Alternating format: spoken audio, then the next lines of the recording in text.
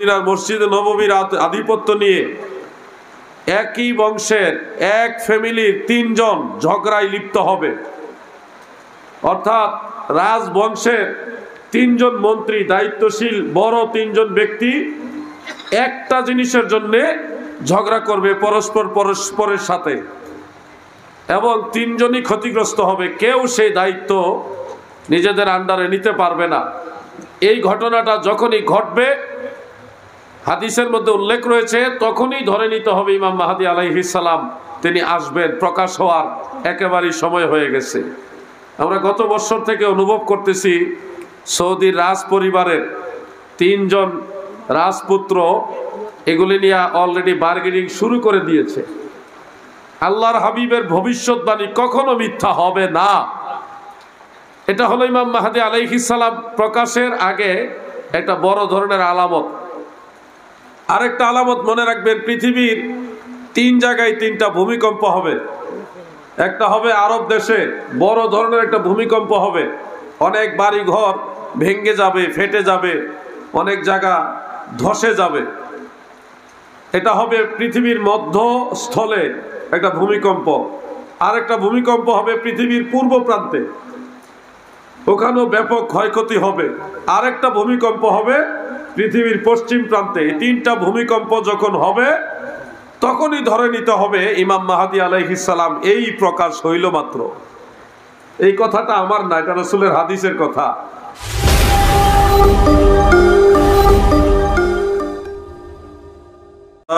আপনাদের সকলের প্রতি আন্তরিক অভিনন্দন।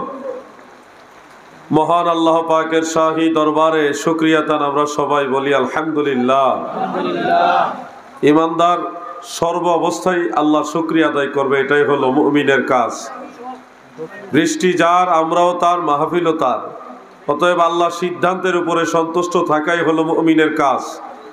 আমরা আজকে জমিনের উপরে আছি, যতটুকু সম্ভব হয়েছে কাপড় চোপড় গায়ে দিয়ে আরামে চেয়ারে বসে আছি। কিন্তু আমাদের মতো এরকম অগণিত অজস্র মানুষ এই মাটির নিচে কোনো কাপড় চোপড় নয়, একটা কাফনের কাপড় গায়ে দিয়ে শুয়ে আছে। তাদের আমাদের মতো আরামে বিশ্রাম নেওয়ার মতো সুযোগ নাই। যারা ইমানদার তাদেরকে আল্লাহ তাআলা ইল্লিনে নিয়ে গেছেন, রুহানি জগতে।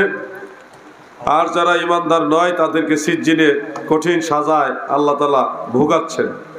তো মহান আল্লাহ পাকের দরবারে এই অবস্থায়ও আমরা শুকরিয়াতান আবারও বলি আলহামদুলিল্লাহ। মহাপরাক্রমশালী মেহেরবান মহামনিবর দরবারে আরো শুকরিয়া আদায় করি যে দয়াল আল্লাহ আমাদের মতো নালায়েক নাচিসদেরকে তিনার হাবিব নবী সরকারে দু জাহা সৈয়দুল মুরসালিন রাহমাতুল লিল আলামিন আমাদের দয়াল নবীজির উম্মত হওয়ার সৌভাগ্য দান করেছেন। এই জন্য আল্লাহ তাআলার দরবারে আবারও বলি আলহামদুলিল্লাহ। প্রিয় হাজিরিন, আমি আপনাদের বিরক্তির কারণ হতে চাচ্ছি না। এমনিতেই মাহফিলটা প্রতিকূল আবহাওয়ার মাঝে ইন্তেজামিয়া কমিটির ভাইরা, যুব সমাজেরা অক্লান্ত পরিশ্রম করে পর্যন্ত ধরে রেখেছেন। এটাও তাদের একটা ঈমানি জজবা।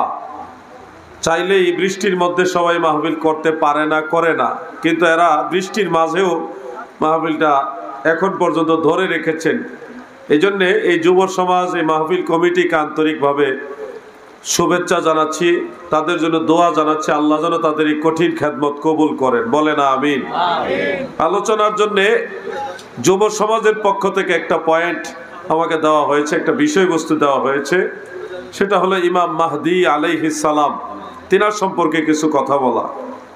এমনিতে আমার ইচ্ছা ছিল আকাশ ভালো থাকলে লম্বা সময় আজকে আলোচনা করতাম। ইমাম মাহদী আলাইহিস সালাম সম্পর্কে অতীতে আমার অনেক আলোচনা বিভিন্ন জায়গায় প্রকাশিত হয়েছে, ইউটিউবে আপনারা পাবেন। শুধু আপনাদের খেদমতে বলি, ইমাম মাহদী আলাইহিস সালাম এই পৃথিবীতে আসবেন, তিনি প্রকাশ হবেন, সারা বিশ্ব মুসলমানদের আয়ত্তে নেবেন। ইমাম মাহদী আলাইহিস সালাম যখন দুনিয়াতে চলে আসবেন, তখনই ধরে নিতে হবে কিয়ামত খুব নিকটে চলে আসছে, খুব নিকটে চলে আসছে। ইমাম মাহদী আলাইহিস সালাম এই পৃথিবীতে আসার আগে আরো কিছু কারণ দেখা দিবে, আলামত দেখা দিবে। ইমাম বুখারীর উস্তাদ ইমাম হাম্মাদ বিন নুআইম রাহমাতুল্লাহ আলাইহি, নুআইম বিন হাম্মাদ রাহমাতুল্লাহ আলাইহি, তিনার কিতাবুল ফিতানের মধ্যে একখানা হাদিস উল্লেখ করেন, যখন আরব দেশে সৌদি আরবে যায়, যেটাকে আমরা সৌদি আরব বলি, ওই আরব দেশে কাবা ঘরের আধিপত্য এবং মদিনার মসজিদ নববীর আধিপত্য নিয়ে একই বংশের এক ফ্যামিলির 3 জন ঝগড়ায় লিপ্ত হবে।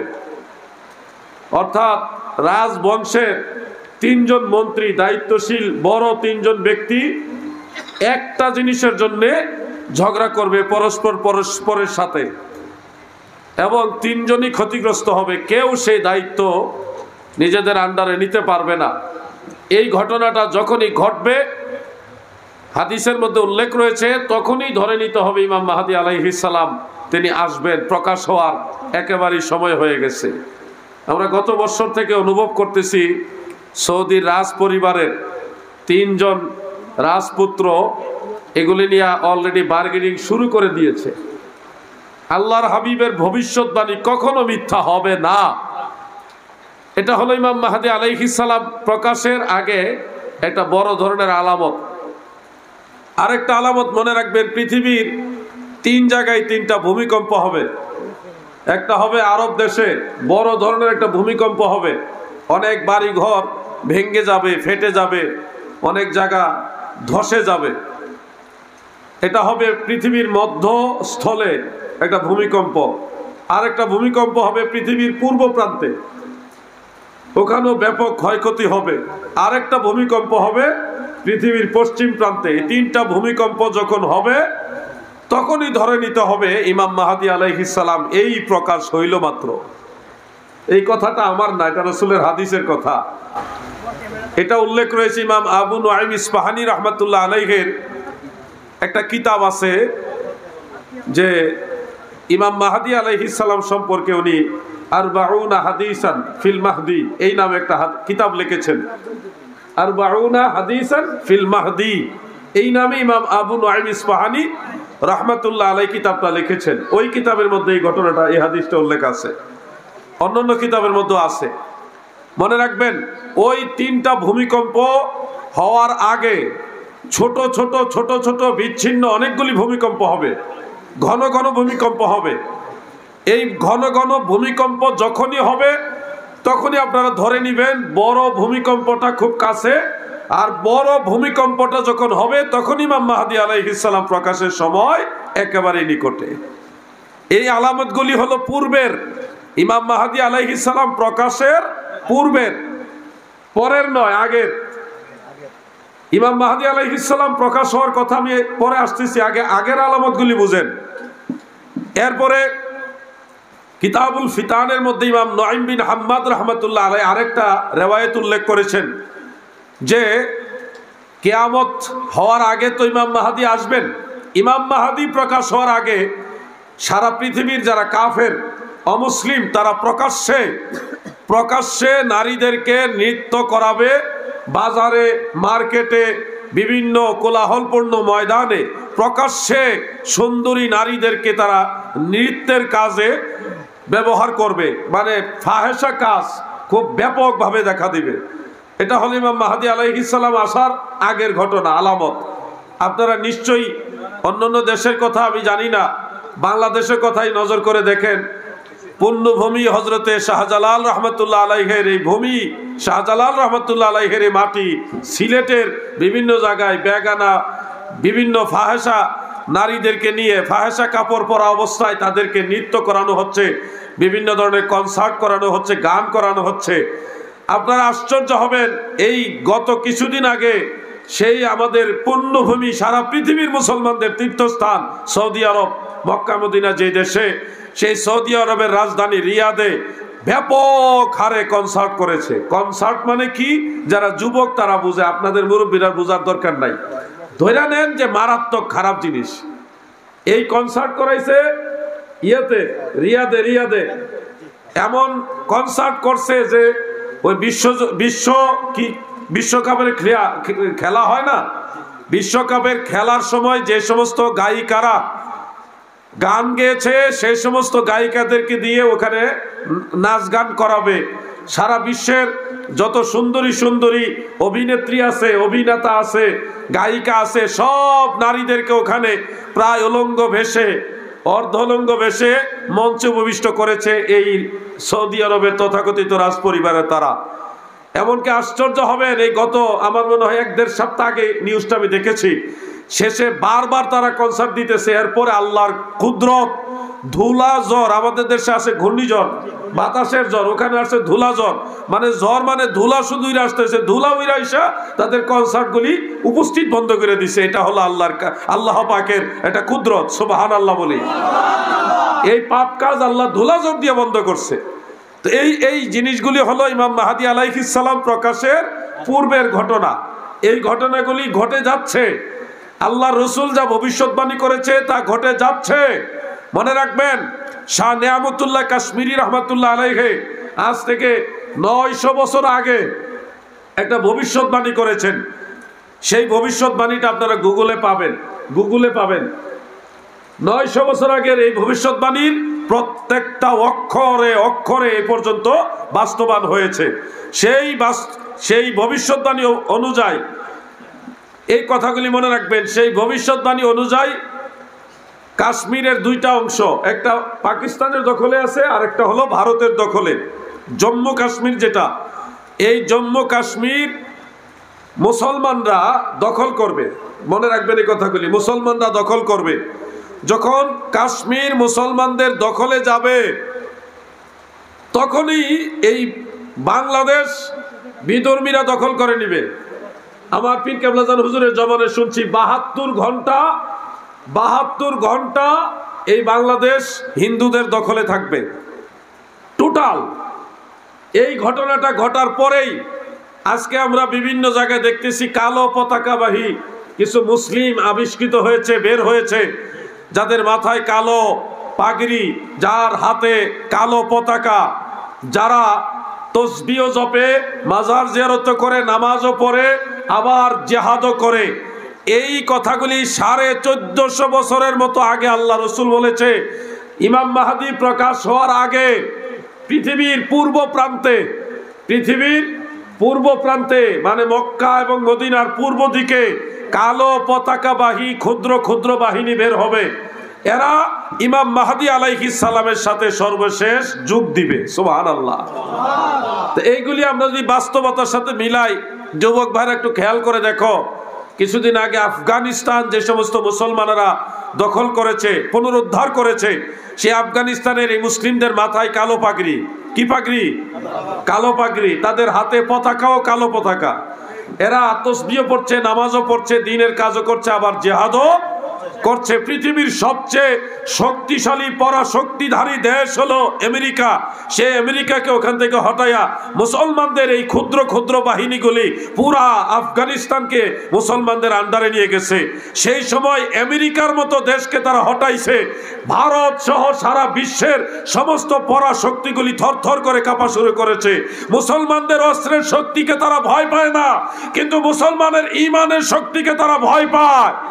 কারণ মুসলমান যদি নারায়ে তাকবীর, নারায়ে রিসালাত দিয়ে ময়দানে নামে, মুসলমানদের ঈমানি জজবাকে ঠেকায় রাখার ক্ষমতা কোনো কুফরি শক্তির নাই। এই জন্য মুসলমানদের ঈমানি জজবাকে নষ্ট করে দেওয়ার জন্য তারা সব ধরনের পাপ কাজ, সব ধরনের ধর্মের যত গর্হিত কাজ এগুলি ঢুকাই দিচ্ছে। ঘরে ঘরে সুদ ঢুকাই দিছে, ঘরে ঘরে ঘুষের খেলা ঢুকাই দিছে, ঘরে ঘরে হারাম ঢুকাই দিছে, ঘরে ঘরে নারীদেরকে বেপরদা বানায় দিচ্ছে। কারণ মুসলমানরা যখন এই হারাম কাজের সাথে সম্পৃক্ত হবে তখন তাদের ঈমান দুর্বল হয়ে যাবে। ঈমান যদি দুর্বল হয় তখন মুসলমানরা ঐক্যবদ্ধ হইতে পারবে না। ঈমান যদি তাজা থাকে তখনই মুসলমানদেরকে সব বিধর্মীরা ভয় পায়। এই জন্যে আপনাদের সবাইকে বলছি, আল্লাহর হাবিবের ভবিষ্যৎবাণী বলছি, 1450 বছর আগে দয়াল নবীজি বলে গেছে, এই কালো পতাকাবাহী ক্ষুদ্র ক্ষুদ্র দল অনেকগুলি বের হবে। এরা বিভিন্ন জায়গায় যুদ্ধ করতে করতে করতে করতে, মনে রাখবেন এই ভারত, গোটা ভারতে লাশের পরে লাশ পরে থাকবে, একটা বিশাল যুদ্ধ হবে। মুসলিম বনাম অমুসলিম, মুসলিম বনাম অমুসলিম একটা যুদ্ধ হবে এই ভারতে। এটাকে হিন্দের যুদ্ধ বলা হয়। গাজওয়ায়ে হিন্দ, গাজওয়া শব্দটা আল আরবি, বাংলাতে বলা হয় যুদ্ধ। হিন্দের যুদ্ধ বলা হয়। এই যুদ্ধটা হবে, আল্লাহর হাবিব ভবিষ্যৎবাণী করে গেছেন। এই গাজওয়ায়ে হিন্দে মানে হিন্দুস্তানে যে যুদ্ধটা হবে, মুসলিম বনাম অমুসলিম, ওই যুদ্ধে যেই মুসলমান শহীদ হবে আল্লাহ তাদেরকে মাফ করে জান্নাত দিয়ে দিবে। সুবহানাল্লাহ। নবীজি 1450 বছর আগে এই ভবিষ্যৎবাণী করে গেছেন। নাসাই শরীফের মধ্যে হাদিসটা আছে। বন্ধুরা আমার, এই হিন্দের যুদ্ধের সময় মুসলমানরা এই যে আফগানিস্তান, পাকিস্তান, ভারত, বাংলাদেশ, এই গোটা এশিয়া মহাদেশের এই সাইডের লোকগুলি যত মুসলমান আছে তারা বিচ্ছিন্নভাবে ছোট ছোট ছোট ছোট দলগুলি একসাথে হয়ে গোটা ভারতবর্ষ, এই যে গাজওয়ায়ে হিন্দ, এই যুদ্ধের মাধ্যমে গোটা ভারতবর্ষ মুসলমানদের আন্ডারে নিয়ে আসবে।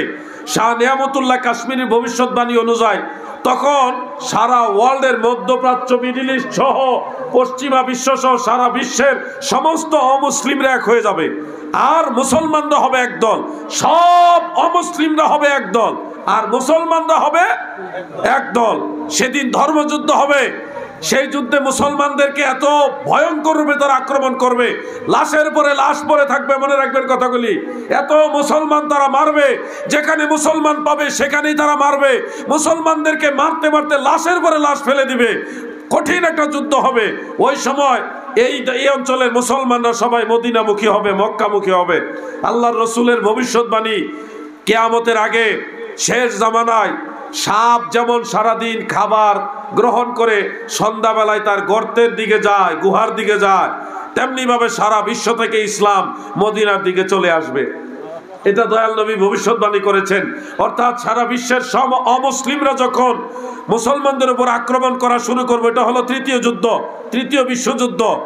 ওইটাই তৃতীয় বিশ্বযুদ্ধ হবে। কিছুটা ঝনঝনানি ইদানিং শুরু হয়ে গেছে। সব যুদ্ধের মূল কেন্দ্র হলো ইসলাম। প্রকাশ্যে হোক আর অপ্রকাশ্যে হোক, ইসলাম কিভাবে ধ্বংস করে যাওয়া যায়, মুসলমান কিভাবে শেষ করে দেওয়া যায়, এটাই হলো মূল টার্গেট। এই তৃতীয় বিশ্বযুদ্ধ হবে, তখন মুসলমানেরা যে যেখান থেকে পারে মদিনামুখী হয়ে যাবে, মক্কামুখী হয়ে যাবে। মনে রাখবেন এই কথাগুলি। ওই সময় আরেকটা আলামতের কথা হাদিস উল্লেখ আছে। দয়াল নবীজি বলেছেন, ফুরাত নদীর নিচ থেকে স্বর্ণের খনি বের হবে। ফুরাত নদী, যেই নদীর কিনারা ইমাম হুসাইন রাদিয়াল্লাহু আনহু শাহাদাত বরণ করেছেন, সেই ফুরাত নদীতে ইমাম হুসাইনের রক্ত মুবারক আছে। আওলাদের রাসূলদের কারবালার, সোহাদায়ে কারবালার রক্ত মুবারক সেই ফুরাত নদীর মধ্যে পড়েছে। এই জন্য কিয়ামতের আগে এই নদীর নিচ থেকে স্বর্ণের খনি, স্বর্ণের পাহাড় বের হবে। এই স্বর্ণের খনি যখন বের হবে, দয়াল নবীজি বলেছেন, এটা সহিহ হাদিস, নবীজি বলেছেন ফুরাত নদীর নিচ থেকে যখন কোনো স্বর্ণের খনি বের হবে বা কোনো যুদ্ধ হয়, দয়াল নবী মুসলমানদেরকে, নবীর উম্মতদেরকে বলছে, তোমরা সেই স্বর্ণের খনির কাছেও যাও না, সেখান থেকে কিঞ্চিত পরিমাণও কোনো কিছু গ্রহণ করবে না, সেই যুদ্ধে শরিক হবে না। কারণ ওই যুদ্ধে যারা শরিক হবে, ফুরাত নদীর নিচের স্বর্ণ উদ্ধারের জন্য বা নিজেদের আয়ত্তে সেই স্বর্ণের খনি নেওয়ার জন্য যারা যুদ্ধ করবে, আল্লাহ রসুল বলেছে 100 জনের মধ্যে 99 জনে মারা যাবে। এমন ভয়ঙ্কর যুদ্ধ হবে ফুরাত নদীর নিচের স্বর্ণের খনি নিয়া। যুবক ভাইরা, তোমরা তো সোশ্যাল মিডিয়ার সাথে জড়িত, অনেকে ফেসবুকে তাকাও, ইউটিউবে তাকাও, গুগলে তাকাও, অন্যান্য মিডিয়াতে দেখো, ফুরাত নদীর নিচ থেকে অলরেডি স্বর্ণ বের হওয়া শুরু হয়ে গেছে। অটোমেটিক স্বর্ণ ভেসে আসতেছে। নদীর পানি শুকিয়ে গেছে, অনেক কমে গেছে পানি। বিভিন্ন জায়গায় বাঁধ দিয়েছে, ওই বাঁধ দিতে দিতে দিতে দিতে যার যার দেশের এলাকায় বাঁধ দিয়ে রাখছে, এখন নদীর পানি শুকিয়ে যাচ্ছে, আর নিচ থেকে এমনিতেই স্বর্ণ একটু একটু করে বের হয়ে আসতেছে। ওই 1450 বছর আগে আল্লাহর হাবিব রাহমাতুল্লিল আলামিন যে ভবিষ্যৎবাণী করেছে, তা অক্ষর অক্ষরে মিলে যাইতেছে। সুবহানাল্লাহ। এজন্য নবীজির কথার উপরে বিশ্বাস রাখেন। আল্লাহর হাবিব যা বলেছে তা অন্তর থেকে ধীর ও প্রত্যয় চিত্তে বিশ্বাস রাখেন। এই ফুরাত নদীর যুদ্ধ হওয়ার পর ইমাম মাহদী আলাইহিস সালাম আসবে। এই সবগুলি আলামত, যতগুলি কথা বলতেছি, সবগুলি আলামত ঘটবে হলো ইমাম মাহদী প্রকাশের আগে। এই আলামতগুলি ঘটবে হলো ইমাম মাহদী প্রকাশের আগে। এরপরে শুনেন ইমাম মাহদী আলাইহিস সালামের কথা। এর আগে আমি কয়েকবার দুরূদ শরীফ পড়ি আপনাদেরকে নিয়ে। আল্লাহুম্মা সাল্লি আলা সাইয়্যিদিনা মুহাম্মদ ওয়া আলা আলি সাইয়্যিদিনা।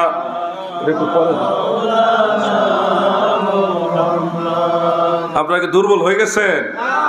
মাইকের ভলিউমটা একটু বিট বাড়াই দাও না, আমার কষ্ট হচ্ছে কথা বলতে। বিট বাড়াই দাও, ইকো না, কথা বলতে যেন আরাম লাগে, একটু করে দাও। মহব্বতে পড়েন না, একটু মহব্বতে। আপনারা মহব্বত কমাই দিলে তো আমারও মহব্বত বের হবে না। উভয় পক্ষের মধ্যে মহব্বত থাকতে হবে। আল্লাহুম্মা সাইয়্যিদিনা মাওলানা মুহাম্মদ সাইয়্যিদিনা মাওলানা। আমার দাদু ভাইয়েরা, এবার শোনো গো ইমাম মাহদী আলাইহিস সালামের কথা। ওনার নাম আসলে মাহদী নয়, ওনার পরিচিত নাম হবে মাহদী। আল্লাহ রসুল সাল্লাল্লাহু আলাইহি ওয়াসাল্লাম বলেছেন, সুনানু আবি দাউদ সহ কিতাবুল ফিতান এবং আরবাউনা হাদিসান ফিল মাহদী, সেই কিতাবের মধ্যে অন্যান্য কিতাব উল্লেখ।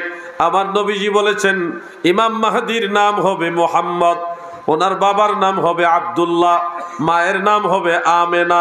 উনি বংশধর হবে খাতুনে জান্নাত হযরতে ফাতেমার বংশধর, ইমাম হুসাইনের বংশধর। সুবহানাল্লাহ। ওনার বাড়ি বাংলাদেশে না, আমগো দেশে অনেক ইমাম বের হয়ে গেছে।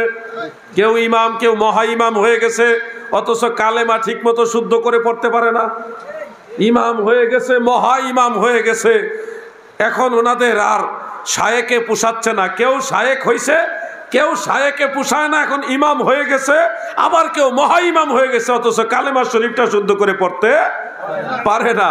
মনে রাখবেন এই কথাগুলি দাদু, খুব ভয়ঙ্কর জামানা এটা।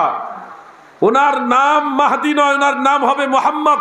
বাবার নাম আব্দুল্লাহ, মায়ের নাম আমেনা, বংশ হবে কুরাইশ বংশ, খাতুনে জান্নাতের বংশধর, ইমাম হুসাইনের বংশধর। সুবহানাল্লাহ। ওনার বাড়ি হবে মদিনা মুনাওয়ারা থেকে বরাবর পূর্ব দিকে, বরাবর পূর্ব দিকে পাহাড় পর্বত বেষ্টিত একটা বিচ্ছিন্ন এলাকা, যেখানে আধুনিকতার কোনো ছোঁয়াও লাগেনি। কোনো রাস্তাঘাটও আধুনিক রাস্তাঘাট, বিদ্যুৎ বা পানি সেচ ব্যবস্থা কোনো কিছু সেখানে যায়নি। সেই এলাকার নাম একটা রেওয়ায়েতের মধ্যে পেয়েছি কারিয়া। কারিয়া, কোথাও আবার একালিফ নাই, কারিয়া, এইভাবে নামটা আমি পেয়েছি। সেই এলাকা, গ্রামের নাম কারিয়া নয়, মানে যেটাকে ছোট গ্রাম বলা হয় কারিয়া, ওটা না, কারিয়া আইন আছে। এই গ্রামের নামটা হাদিসের মধ্যে উল্লেখ আছে। ওই গ্রামে ইমাম মাহদী আলাইহিস সালাম জন্ম হবে, ওই গ্রামে উনি বসবাস করবে। ইমাম মাহদী কোনো প্রাতিষ্ঠানিক শিক্ষায় শিক্ষিত হবে না। উনি এসএসসি দাখিল পাস, আলেম পাস, ফাজিল পাস, কামেল পাস, দাওরা হাদিস পাস, ডক্টরেট, পিএইচডি ডিগ্রিদার ইসলামিক স্কলার, এই স্কলার সেই স্কলার, কোনো স্কলার হবে না। উনি পার্থিব শিক্ষায় সম্পূর্ণই এই ব্যাপারে আউট অফ নলেজ থাকবে, এই সাবজেক্টে থাকবে না। ওনার মাথায় যে জ্ঞানটা থাকবে এটা আল্লাহ প্রদত্ত জ্ঞান। সুবহানাল্লাহ। উনি শিশুকাল থেকেই বকরির রাখাল হবে। বকরির রাখাল, রাখাল বুঝেননি আপনারা? রাখাল হবে, পাহাড়ের পাদদেশে বকরি, উট, ভেড়া এগুলি চড়াবেন। এইগুলি করতে করতে উনি 40 বছর পার করবে। মনে রাখবেন, এই 40 বছর বয়স পর্যন্ত উনি এতটাই সহজ সরল সাদা সিধা হবে, কেউ ওনাকে গুরুত্বই দিবেন না। বলবেন যে এই লোকটা একেবারে সাদা সহজ সরল। এমনকি ওনার এই সাদা সিধা মনোভাবের কারণে ওনাকে কেউ বিয়েও করাবে না। বয়স হয়ে যাবে কত বছর? 40 বছর বয়স হয়ে যাবে। উনি খুবই সহজ সরল হবে, সাদা সিধা হবে, এই কারণে ওনাকে কেউ বিয়ে করাবে না। ওনাকে চিনার কিছু আলামত হাদিসের মধ্যে আছে। আরবাউনা হাদিসান ফিল মাহদী, কিতাবুল ফিতান এবং সুনানু আবি দাউদ, ইবনে মাজাহ কিছু হাদিস আছে ব্যাপারে, মিশকাত শরীফও কি কয়েকটা হাদিস আছে, অন্যান্য কিতাবে আছে। ওনাকে চিনার কিছু আলামত আছে, মনে রাখবেন এই কথাগুলি। উনি যখন কথা বলবে ওনার জিহ্বা ভারী থাকবে, অর্থাৎ কথা বলতে গেলে দ্রুত কথা বলতে পারবে না। কথা বলতে গেলে খুব স্লো কথা হবে এবং তুতলামু ভাব আসবে, মুখের মধ্যে কথা বেজে যাবে, তুতলামু তুতলামু ভাব আসবে কথায়। ওনার যখন মুখে কথা বেঁচে যাবে উনি রাগান্বিত হবেন, খুব গুসা হবেন। গুসা হয়ে হাদিসের মধ্যে উল্লেখ, আল্লাহ রসুল বলেছে ওনার উরাতের উপরে এইভাবে আঘাত করবে। এটা ওনার একটা অভ্যাস থাকবে। এই অভ্যাসটা হলো ওনাকে চিনার একটা আলামত। দ্বিতীয় আরেকটা আলামত হলো ওনার নাক খুব তীক্ষ্ণ থাকবে। আমাদের নাক কারো বটা, কারো সেপটা, বিভিন্ন কায়দায়, কিন্তু ইমাম মাহাদির নাক থাকবে খুব তীক্ষ্ণ, মানে আগাটা খুব সূক্ষ্ম থাকবো। বুঝছেন নি কথাটা? এইটা হলো ওনাকে চেনার আরেকটা আলামত। তৃতীয় হলো ওনার ডান গালের মাঝখানে একটা কালো তিল থাকবে, এই জায়গায়, এইখানে। আল্লাহ রসুল সাল্লাল্লাহু আলাইহি সাল্লাম বলেছেন এই জায়গায় একটা কালো তিল থাকবে। এই তিলের কারণে ওনার সৌন্দর্য আরো বেশি দেখা যাবে। সুবহানাল্লাহ। এরপরে ওনাকে চিনার আলামত হলো ওনার ঘন দাড়ি থাকবে, মানে চাপ দাড়ি থাকবে। এটা রাসূলের হাদিসের মধ্যে আছে, ঘন দাড়ি থাকবে, চাপ দাড়ি, এই সুন্দর সিল্কি দাড়ি থাকবে। এই দাড়িগুলি দেখলে মানুষ ওনাকে মানে খুব সুন্দরভাবে চিনতে পারবে। সিল্কি দাড়ি, ওনার দাড়ির ভিতর থেকে নূর চমকাবে, এত সুন্দর ঘন চাপ দাড়ি থাকবে। এরপরে ওনার কানের লতি মুবারক পর্যন্ত লম্বা চুল থাকবে, এবং উনি সবসময় কালো পাগড়ি ব্যবহার করবে। কি পাগড়ি বলেন? কি পাগড়ি? এগুলি একটাও আমার কথা না, আমি রাসূলের হাদিস থেকে আপনাদের শোনাচ্ছি।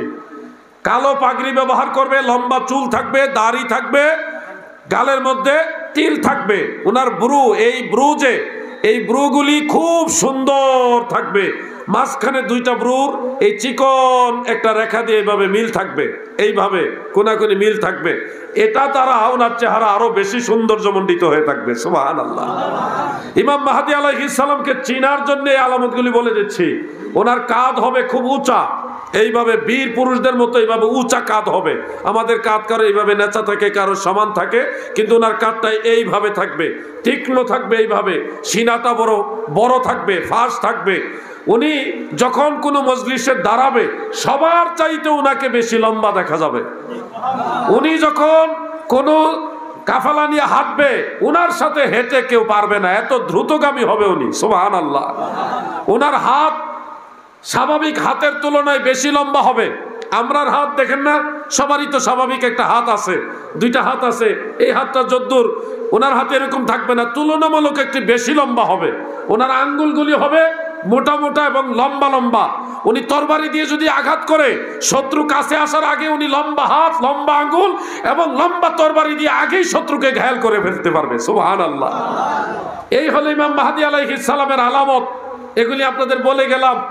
এখন আমগো দেশে যারা ইমাম, মহা ইমাম দাবি করতেছে, এদের থেকে সাবধান থাকবেন, এগুলি শিয়াদের দালাল। মনে রাখবেন, ইমাম মাহদী আলাইহিস সালামের সাথে যুদ্ধ করার জন্য হাদিসের মধ্যে উল্লেখ, ইরাক থেকে বিশাল এক বাহিনী নিয়া, ইরাক থেকে বিশাল এক বাহিনী নিয়া এই বিধর্মীরা এবং তথাকথিত নামদারি বাতিল ফেরকার লোকগুলি বিশাল এক বাহিনী নিয়া ইমাম মাহদীর বিরুদ্ধে যুদ্ধ করতে যাবে। কোথা থেকে যাবে? ইরাক থেকে। কোথা থেকে? ইরাক থেকে। সেই বাহিনীর সাথে ইরানের একটা অংশ থাকবে। এরা দলবদ্ধভাবে ইমাম মাহদীর বিরুদ্ধে যুদ্ধ করতে যাবে। যাই হোক, 40 বছর বয়সে ইমাম মাহদী আলাইহিস সালাম উনি জীবনের প্রথম কাবা ঘরে যাবে, কাবা ঘর তাওয়াফ করার জন্যে। তো কাবা ঘর তাওয়াফ করতেছেন। আল্লাহর ওলিরা সবসময় হেরেম শরীফের আশেপাশে, হেরেম শরীফের ভিতরে থাকে। গাউস কুতুব, ওলিয়া উলিয়া আবদাল যারা আছে তারা ওই কাবা ঘরের আশেপাশে থাকে, সব সময় থাকে। ওই আল্লাহর ওলিরা ইমাম মাহদী আলাইহিস সালামের হাঁটা চলাফেরা, বেশভূষা, সূরত এগুলি দেখে ওনাকে চিনে ফেলবে।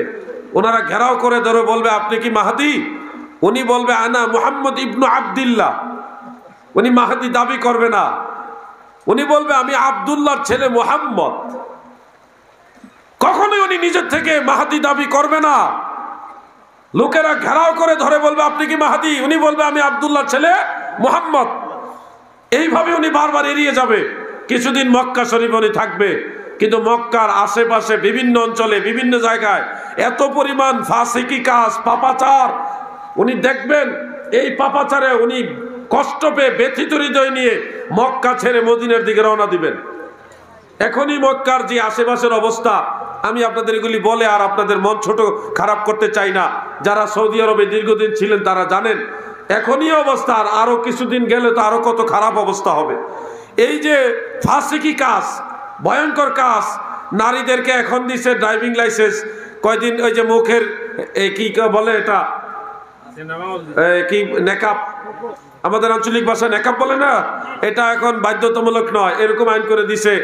এবং আমি একটা নিউজে দেখেছি, আল্লাহু আলাম, 300টা সিনেমা হল খুলতেছে শুধু সৌদি আরবে।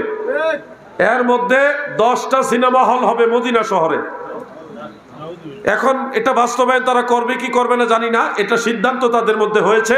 এটা একটা নিউজের মধ্যে আমি দেখেছি, শুধু মদিনা শহরটার মধ্যে যদি 10টা সিনেমা হয়, আপনারা বলেন বাংলাদেশ বাবা শাহজালালের দেশ, আমরা অনেক ভালো আছি, অনেক ভালো আছি।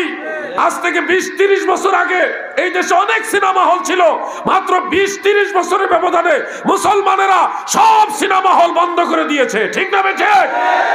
আর ওই দেশে এখন শুধু মদিনা শরীফে 10টা সিনেমা হল বানানোর তারা প্রকল্প নিয়েছে। কোথায় যাব, কার কাছে দুঃখ বলবো এগুলি? ইমাম মাহদী মক্কা শহরে এই ভয়ঙ্কর পাপাচার ফাসিকি কাজ দেখে ব্যথিত হৃদয় নিয়ে মদিনা শরীফের দিকে রওনা দিবেন। মক্কার ফাসিকি পাপাচার দেখে ইমাম মাহদী আলাইহিস সালাম রওনা দিবে কোন দিকে? মদিনার দিকে। উনি মক্কা থেকে মদিনার দিকে যাইতে যাইতে মক্কা এবং মদিনার মাঝামাঝি যখন গিয়ে পৌঁছবে, তখন আরেকটা কাফেলার সাথে ওনার দেখা হবে। ওই কাফেলার যতজন সদস্য সবাই আল্লাহর ওলি থাকবে। ওনারা ইমাম মাহদী আলাইহিস সালাম হাঁটা চলাফেরা সুরত লেবাস এগুলি দেখে ওনাকে চিনে ফেলে বলবেন, আপনি কি মাহদী?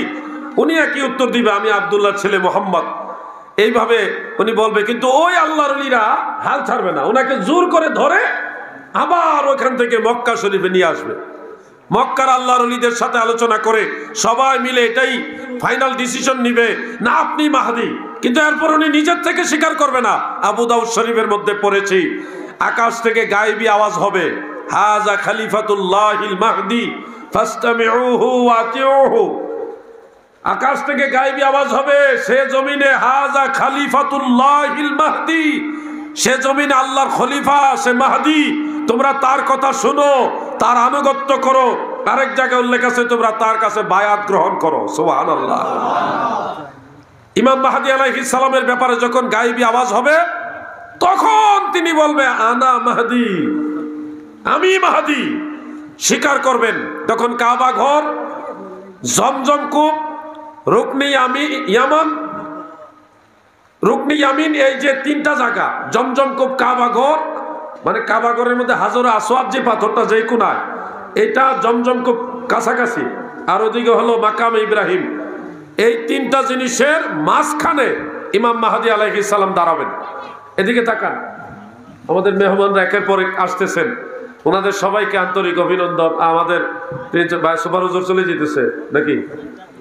হুজুরের ব্যস্ততা আছে, আমরাও আলোচনা শেষ করে দিয়েছি, আমরাও যাবুগা। কি কর হুজুরে গেলে আমরা থেকে লাভ কি, আমরাও যাবুগা। একটু কষ্ট দিই, আর 10 থেকে 15 মিনিট এই সময়টা পারবেন না ধৈর্য ধরতে? 10 থেকে 15 মিনিট এই সময়টা পারবেন না ইনশাআল্লাহ? আপনার ইনশাআল্লাহ তো কর না, জোরে কন।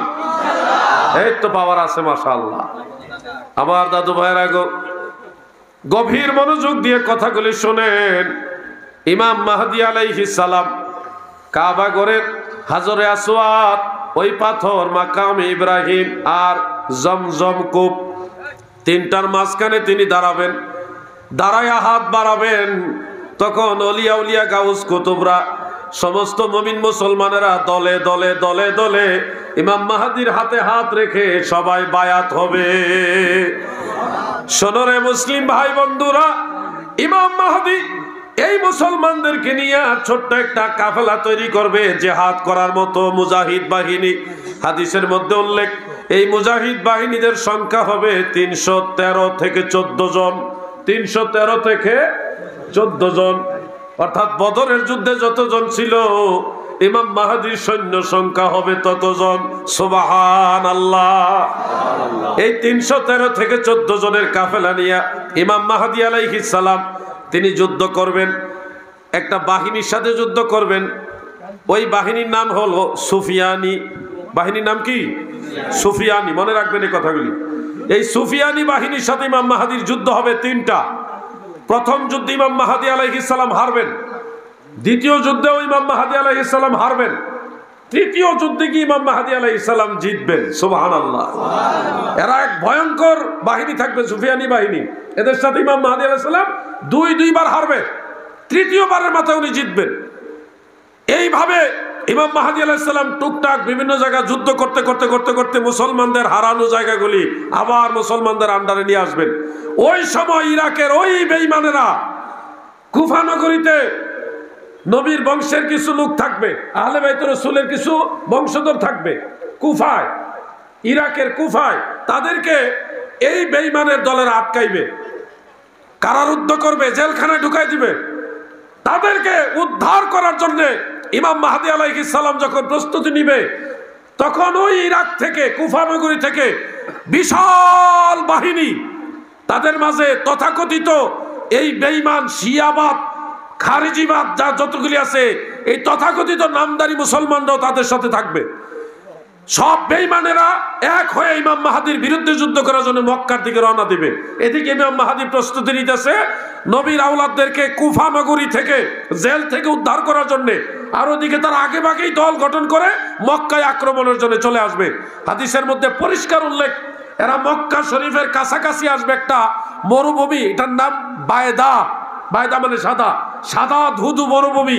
ওই মরুভূমিতে যখন ওই ইরাকের বাহিনীরা ইমাম মাহদীর বিরুদ্ধে যুদ্ধ করতে আসবে, সেই বাহিনীর প্রথম অংশকে আল্লাহ তাআলা জমিনের নিচে ভূমি ধস দিয়ে দাবাইয়া দিবে, মানে জিন্দা দাফন করে ফেলবে।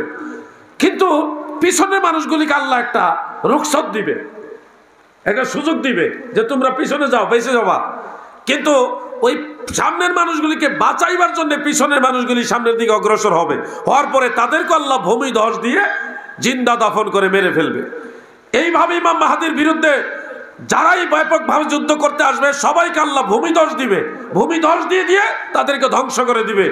খুব অল্প দিনের মধ্যে ইমাম মাহদী আলাইহিস সালাম সারা পৃথিবীর মুসলমানের যে শৌর্য বীর্য মহান মর্যাদা এটা ফিরে আনবেন। ইমাম মাহদী আলাইহিস সালামের কর্তৃত্ব চলতে থাকবে। শোনেন ভাইরা, ও যুবক ভাইরা, আমার যতটুকু আইডিয়া দুইটা আসারের মধ্যে পেয়েছি। একটা হলো হযরত জাফর সাদিক রহমতুল্লাহ আলাইহি বলেছিলেন আওলাদে রাসূল, আরেকজন তাবেঈ, উনিও বলেছেন যে আজমি হিসাবে 204 সালে ইমাম মাহদী আলাইহিস সালামের প্রকাশ হবে। 204 সালে আজমি হিসাবে, এটা কোন দেশের এটা নির্দিষ্ট বলা হয়নি।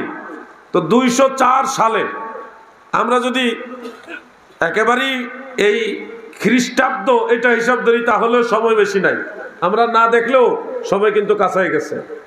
ইমাম মাহদী কিন্তু হুট করে প্রকাশ হবে না, এর আগে তৃতীয় বিশ্বযুদ্ধ হবে, গাজওয়ায়ে হিন্দের যুদ্ধ হবে এবং তৃতীয় বিশ্বযুদ্ধ হবে, অনেকগুলি ঘটনা ঘটবে। এরপরে আমার কাছে ভয় লাগে, আল্লাহু আলাম, কোনোটাই নিশ্চিতভাবে বলা যায় না। আল্লাহ তাআলা চাইলে এর আগেও এই ঘটনাটা ঘটাইতে পারে। মনে হচ্ছে আল্লাহ যদি চায় তাহলে আমরাও ভাগ্য ভালো হলে ইমাম মাহদী আলাইহিস সালামকে দেখে যেতে পারি। লক্ষণে আলামতে আমি এগুলো বলতেছি আর কি, আপনারাও মানসিকতা এরকম রাখবেন। পৃথিবীর যে কোনো প্রান্তেই থাকেন, ইমাম মাহদী প্রকাশ হয়েছে এই খবর যখন জানবেন তখনই আপনারা মদিনা শরীফ বা মক্কা শরীফের দিকে রওনা দিবেন। আর ইমাম মাহদী আলাইহিস সালাম প্রকাশ হওয়ার পরে মক্কা মানে হেজাজ আরব দেশ, এই পুরা অঞ্চলটা উনি কন্ট্রোলে নেওয়ার পরে উনি যাবেন বাইতুল মুকাদ্দাসে, মসজিদুল আকসায়, ওখানে গিয়ে নামাজ পড়াবেন। ওই অঞ্চলটা আবার মুসলমানদের আন্ডারে আনবেন। এরপরে যাবেন দামেস্কে, দামেস্কের বড় মসজিদে ইমাম মাহদী আলাইহিস সালাম ইমামতি করবেন, নামাজ পড়বেন, পড়াবেন। ওই অঞ্চলের দামেস্কে এবং সিরিয়া, শাম, এই অঞ্চলের সব মুসলমানেরা ইমাম মাহদীর পক্ষে থাকবে। আর বিরোধিতা করবে ইরাকের মুসলমান, ইরাকের নামদারি মুসলমানেরা, ইরানের একটা অংশ সহ। আর খুরাসানের একটা বাহিনী, খুরাসান বলতে বর্তমানে আফগানিস্তান, আফগানিস্তান এবং ইরানের আরেকটা অংশ, এই অঞ্চলের একটা বড় বাহিনী যাদের হাতে কালো পতাকা থাকবে, মাথায় কালো পাগড়ি থাকবে, এরা ইমাম মাহদী আলাইহিস সালামের সাথে গিয়ে যুদ্ধে ওনার পক্ষে যুদ্ধ করবে বাতিলদের বিরুদ্ধে। এই বাহিনীটার সাথে যেন আল্লাহ আমাদের কবুল করে, বলেন আমিন। খুব মনোযোগ ভাই বন্ধুরা, ফিতনার কঠিন সময় এখন চলতেছে।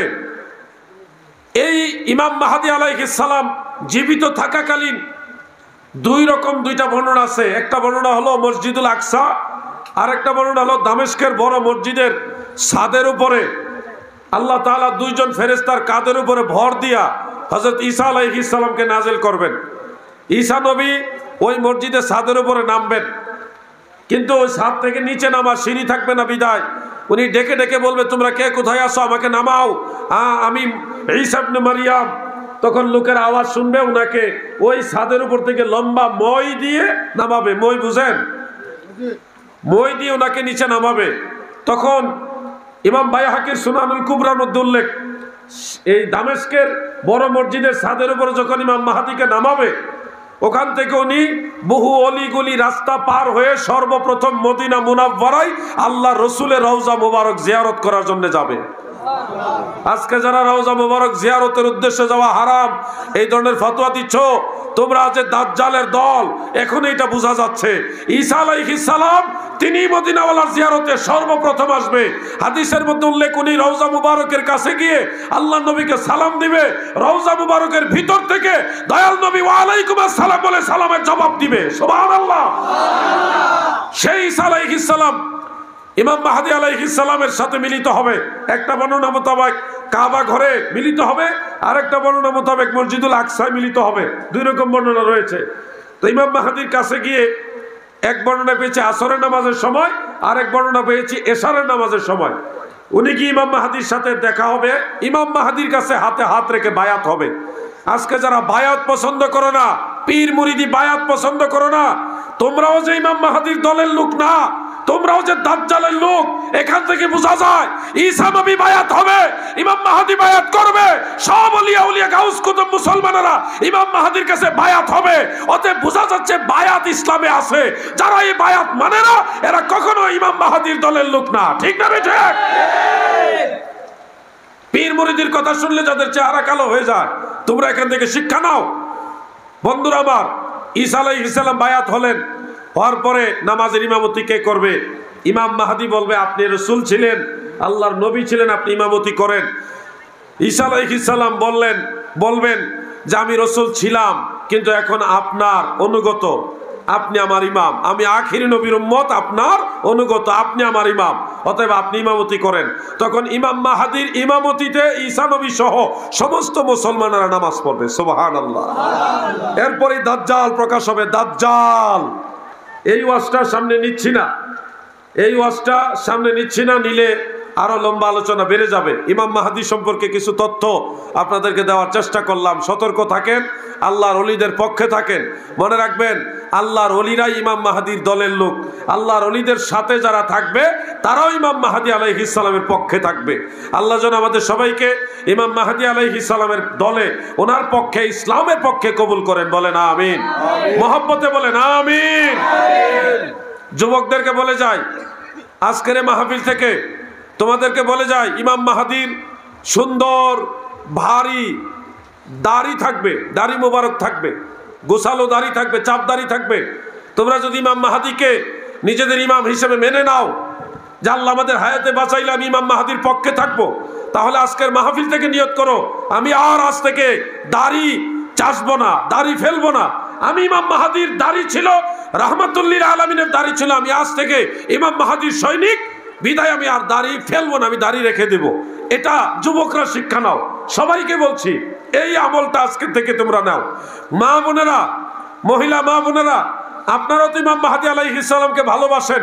আপনাদেরকে বলছি, ইমাম মাহদী আলাইহিস সালামের এই যে ব্রু, এই দুইটা ব্রু এত সুন্দর থাকবে, সুন্দরের মাঝখানে চিকন দুইটা রেখা দিয়ে মিল থাকবে।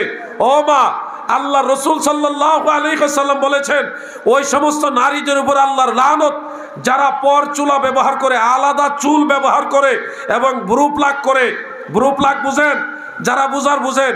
যারা এই আল্লাহর দেওয়া জিনিসটাকে চেঁচে সেটে ছিঁড়ে তুলে এগুলি আলাদা করে, আল্লাহ রসুল বলেছে তাদের উপর আল্লাহর লানত। মা বোনেরা, আপনাদেরকে বলছি, যারা ইমাম মাহদীকে ভালোবাসেন, দয়াল নবীজিকে যারা ভালোবাসেন, আজকের পর থেকে আর কখনো ব্রু প্লাক সহ এই ধরনের কাজ, পর চুলা, এগুলি ব্যবহার করবেন না। যুবক ভাইরা, মুসলিম বাবারা আপনারা নবীর সুন্নতে দাড়ি ফেলবেন না। এই দুইটা আহ্বান আমি করলাম। আল্লাহ যেন আমাদের আমল করার তৌফিক দেয়, বলেন আমিন। বলেন আমিন। শুনেন একটা কথা, একটা ওয়াকিয়া পড়েছিলাম যে 140 প্রকার অলংকার বিবি হাওয়াকে আল্লাহ পরাইছে। এটা সনদ বা গ্রহণযোগ্যতা কি সেটা যাচাই করার সুযোগ হয়নি, তবে একটা জায়গা পেয়েছি। বিবি হাওয়াকে আল্লাহ যখন বানাইলো, বানানোর পরে আদমের পাশে যে বসাই দিলেন, তো আদম সৌন্দর্য দেখে পাগল হয়ে গেলেন বিবাহ করার জন্য, ছোঁয়ার জন্য, টাচ করার জন্য। আল্লাহর তরফ থেকে জিবরিল এসে বাধা দিল। বিবি হাওয়ার গায়ে ওই সময় 140 প্রকার অলংকার ছিল, এত সুন্দর অলংকার দিয়ে সাজাইছে। তো জিবরিল এসে বলছে টাচ করতে পারবেন না, টাচ করার আগে এখানে কাজ আছে, আগ পরাইতে হবে, মোহরানা দিতে হবে, বিভিন্ন কায়দা কানুন। তখন কিভাবে কি আগ পরাইলো জিবরিল, আর মোহরানা হইল দয়াল নবীর দুরূদ শরীফ, সুবহানাল্লাহ। তখন আদম আলাইহিস সালাম বলল, আল্লাহ বিবি হাওয়াকে আপনি 140 প্রকার গয়নাগাটি দিলেন, আমারও তো কিছুই দিলেন না, আমার তো একটাও গয়না দিলেন না। তখন আল্লাহ তাআলা আদমের মুখের মধ্যে দাড়ি গজায় দিছে, দাড়ি। আদম আলাইহিস সালামকে আল্লাহ এইটি কি, আগে তো ছিল না, এখন যে দিলেন এগুলি কি? আল্লাহ তাআলা তখন বললেন, হে আদম, পৃথিবীর সমস্ত গয়নাগাটিও যদি নারীরা তাদের গায়ে ব্যবহার করে, এর চাইতেও বেশি সৌন্দর্য প্রকাশ হয় পুরুষের দাড়ির দ্বারা, সুবহানাল্লাহ। এজন্যে আপনাদেরকে বলবো, রসুলের সুন্নত, মদিনাওয়ালার সুন্নত, এই দাড়ির উপর আর খোর লাগাবেন না। মনে থাকবে ইনশাআল্লাহ, মনে থাকবে ইনশাআল্লাহ, ইনশাআল্লাহ। যেহেতু আকাশের পরিবেশটা অনুকূলে না, এর মধ্যেও আমরা চেষ্টা করেছি মাহফিলটা যতটুকু সম্ভব হয় বাস্তবায়ন রাখার জন্যে। আপনারাও ধৈর্যের সাথে বৃষ্টির মাঝে ছাতি মাথা দিয়ে বসে রয়েছেন, এটা একটা মানে কঠিন ব্যাপার, সবার প্রেমের ব্যাপার এটা। আল্লাহ যেন আপনাদের হাজিরা কবুল করে, বলেন আমিন।